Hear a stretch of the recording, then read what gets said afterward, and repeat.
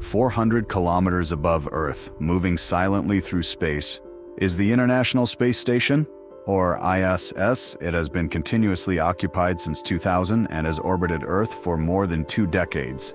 From the ground, it may look surprisingly small, but the station is roughly as large as a football field, including its huge solar arrays. Its mass is around 420,000 kilograms. So how did something this enormous ever get into space? Welcome back to Zirk TV. The International Space Station is one of the most expensive and ambitious engineering projects ever built. Its total cost is often estimated at around $150 billion when development, construction, and operations are included. But what is the ISS actually used for? How do astronauts live in microgravity? How do they get food, water, and oxygen? And how was a structure this large assembled in orbit? That is exactly what we are going to explore in this video. The ISS stretches about as wide as a football field, although much of that size comes from its solar arrays and external structures. The pressurized living and working area is much smaller, but it still provides astronauts with laboratories, sleeping areas, exercise equipment, and everyday facilities. The station travels at roughly 27,600 kilometers per hour, completing an orbit around Earth in about 90 minutes. That means astronauts can experience around 16 sunrises and 16 sunsets in a single day. The ISS is essentially a giant laboratory in orbit. NASA, Roscosmos, ESA, JAXA, and other partners use its laboratories to study how materials, plants, medicines, fluids, and living organisms behave in microgravity. Researchers also test technologies that could support future missions farther into space. Experiments on the ISS. Scientists understand how the human body changes during long periods in space, which is especially important if humans eventually travel to the Moon, Mars, or beyond. The station is made of interconnected modules, and astronauts move between them by pushing gently against the wall or grabbing handrails. In microgravity, they do not feel their normal body weight, so there is no real floor or ceiling. Sleeping, eating, drinking, brushing teeth, using the toilet, and exercising all require special techniques. Astronauts also have to exercise for about 2 hours every day because, without regular resistance and cardio training, their muscles and bones can become weaker surprisingly quickly.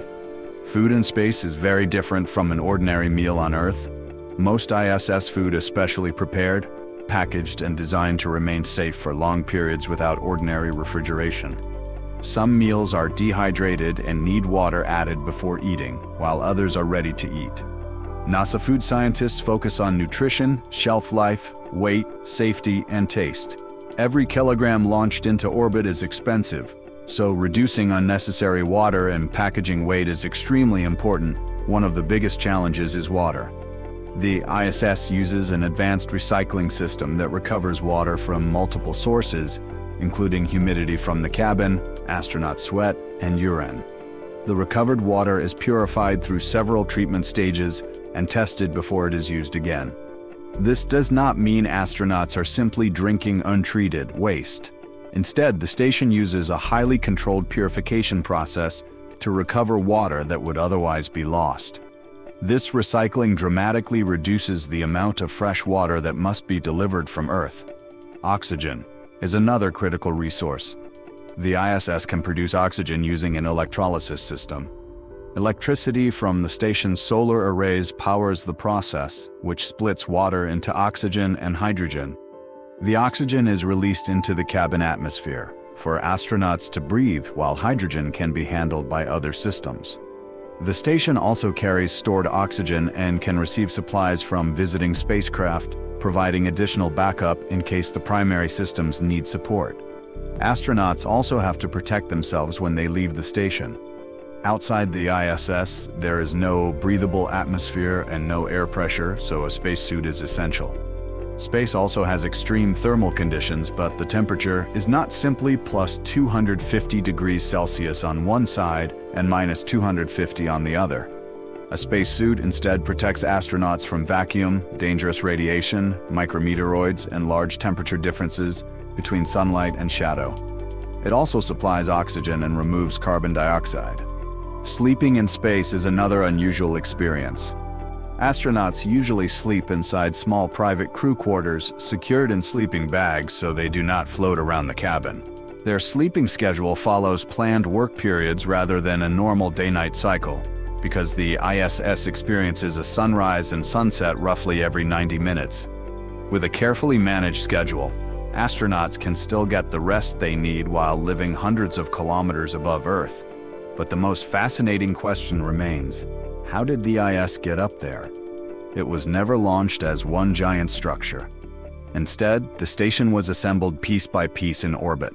The first major component, Zarya, was launched in November 1998, followed shortly afterward by Unity. Over the following years, laboratories, living modules, trusses, solar arrays, and other systems were delivered and attached.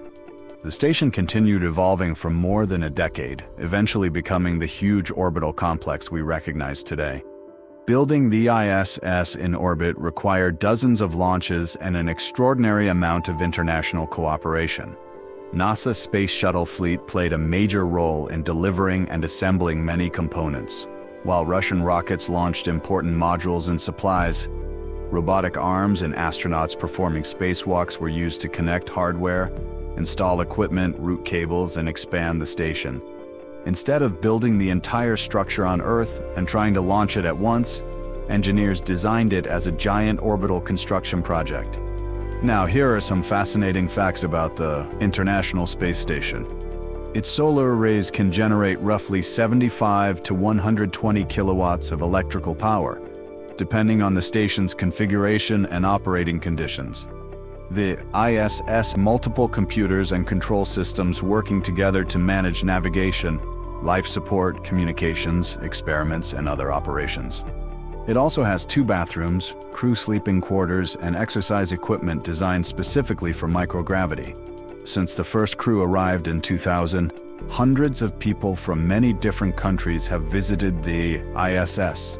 The station is a symbol of international cooperation, with major contributions from the United States, Russia, Europe, Japan, and Canada. In an emergency, crew transportation depends on the spacecraft already available and the mission situation, so there is no single guaranteed 4-hour journey from Earth. Visiting spacecraft normally take much longer, although some modern vehicles can reach the station within hours under suitable conditions. During a spacewalk, astronauts cannot simply talk through the vacuum of space because sound needs a medium, such as air, to travel. Instead, their voices are transmitted through radio systems built into their spacesuits. And despite what many people think, the ISS is not always the second brightest object in the night sky after the moon, but under the right conditions, it can become one of the brightest artificial objects visible from Earth, and you can often see it without a telescope. There is something else astonishing about the ISS, because it travels around Earth roughly every 90 minutes. Astronauts can see around 16 sunrises and 16 sunsets during a 24-hour period. Imagine waking up and seeing the sun rise again and again, while an entire planet moves beneath you. The International Space Station is far more than a giant spacecraft. It is a laboratory, a home, a technology test bed, and one of humanity's most ambitious construction projects.